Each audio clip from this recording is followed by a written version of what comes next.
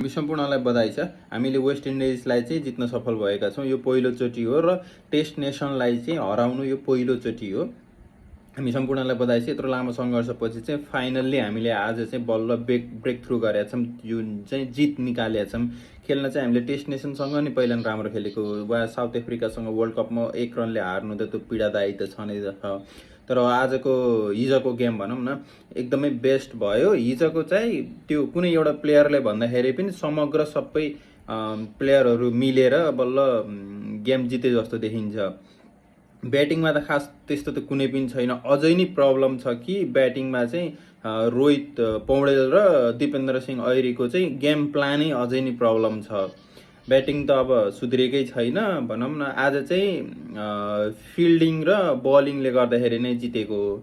Specially भनौँ न फिल्डिङले गर्दा जितेको हो। कुशर भुर्तेलको चाहिँ ब्याटिङ नदेखिए पनि उसको चाहिँ बोलिङमा चाहिँ राम्रै छ। उसको ब्याटिङमा चाहिँ सधैँ नै एउटै तरिकाले आउट भइरहेको देखिन्छ। ठिकै छ, यो हाम्रो ऐतिहासिक जित हो अनि पहिलो जित भनौँ न टेस्ट नेसनसँग चाहिँ शुभकामना छ। यो सिरिज चाहिँ हामीले सकेसम्म जित्न कोसिस गरौँ अनि यत्रो पीडादायी समयमा चाहिँ नेपालीहरूलाई खुसी दिएकोमा चाहिँ तपाईँहरू सम्पूर्णलाई धन्यवाद छ। क्रिकेट प्लेयर हाम्रो साथ सपोर्ट रहिरहनेछ अनि गेम चाहिँ ब्याटिङमा चाहिँ अझै इम्प्रुभ गर्नु होला। शुभकामना छ। जय देश, जय क्रिकेट।